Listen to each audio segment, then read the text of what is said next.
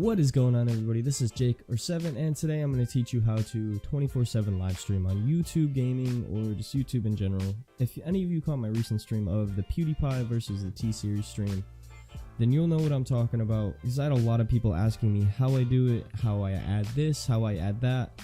I can't actually click on the stream right now because I'm using OBS to record my desktop, so I can't really show you, but I do have it pulled up. And everybody's asking how I did these live sub counts right here, how I did the sub count difference, how I did my own. Hold on, let's scroll back over to this. I did add, okay, it's not showing up there.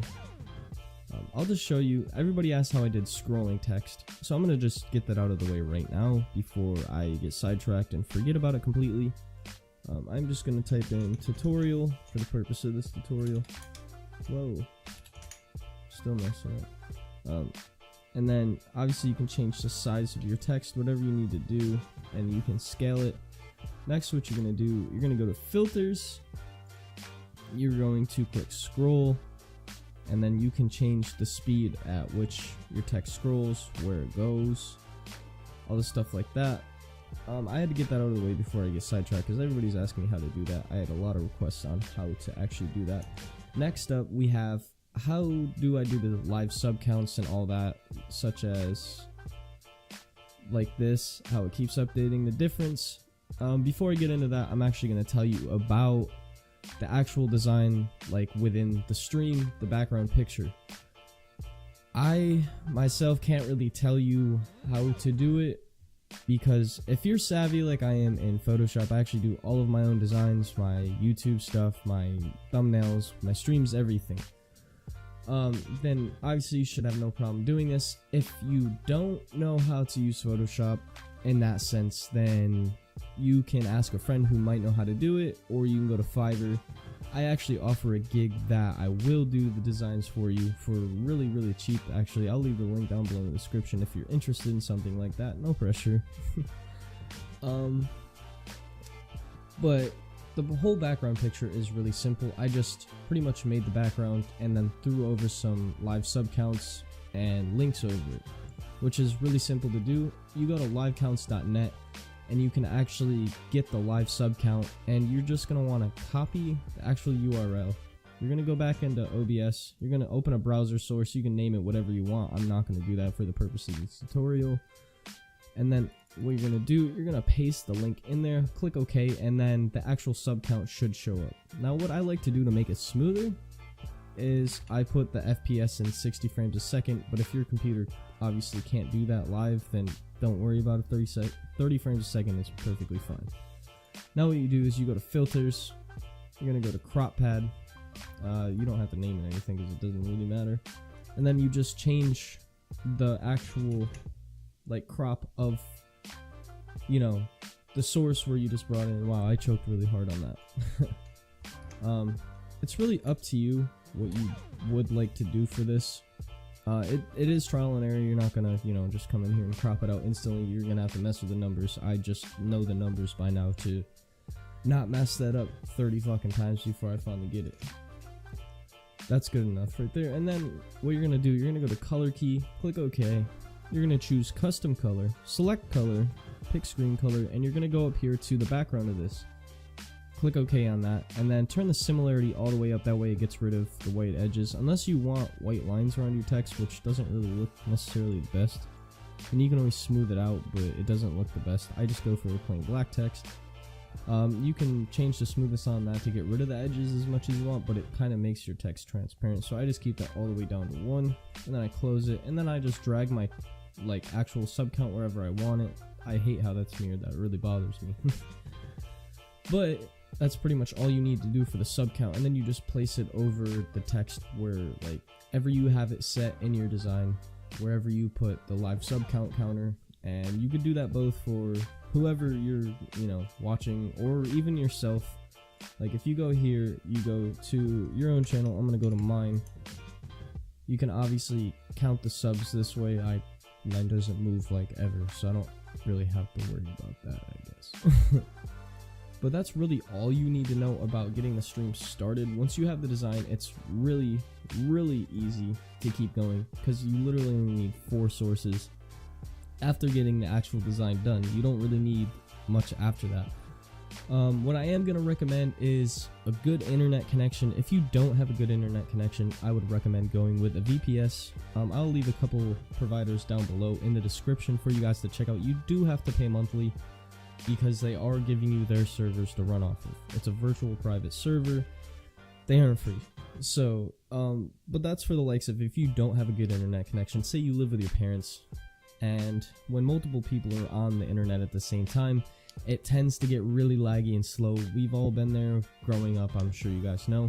But if you're like me, you live on your own, you only have a couple roommates, and the internet's relatively good, I wouldn't worry about it. I don't use a VPS anymore. I actually just go off my own internet. I have 2 connections coming off of my internet. One connection is actually mainly for my gaming and my PC, and then the other connection is for when we have people over, or my roommates and our Chromecast and, you know, TV out in the living room, stuff like that. I'm getting way off track. But yeah, if you don't have good internet connection, you can go to VPS. You got O-Bubble and I can't remember the name off the top of my head for the other one, but I will leave them down below in the description. That's all you need, really. I'm gonna warn you, probably should have said this way earlier in the video, that your electricity bill will probably go up like fucking crazy if you're constantly live streaming, and you know, like your rate. I live in California, where the rate of electricity is fucking ridiculous, along with gas. Everything's expensive out here. But if the rate of, you know, per watt, whatever they go by, is alright, and then, you know, I wouldn't worry about it. Or you can afford your electric bill, then don't worry about it. But I've noticed my electric bill goes up tremendously if I stream for a super long time, which is just bound to happen anyways. But if you live with your parents, like I said, then I wouldn't recommend doing that per se, unless you just don't care, which isn't good either. Or you do live on your own, you can just afford it, or you live in college, I don't know. I wouldn't worry about it too much. But that's just a forewarning. That way, you know, nobody can come back and be like, oh, you raised my electricity bill by $200. Not my problem. But that's all you need. Another thing, I do use my main gaming PC now to do this, because my actual streaming PC shit the bed on me, so I have to go either replace something or just completely buy a new one. But I use my main, and that's why I use OBS Studio, because right now I'm only using 2%. That's actually really high for me. Normally I'm using less than 1% when I'm streaming 24/7, because I am also using my computer for other stuff at the same time, like recording for other videos, whatever I'm doing. But if you have a laptop laying around that can handle 720p at 60 frames a second, then you should be really just okay to run OBS, and you shouldn't have a single problem with it. I have another laptop, but I don't really like using that for streaming. It's just a pain in the ass to set that whole thing up. But that's off topic anyways. If you have another computer, or you want to use your main, that's perfectly fine.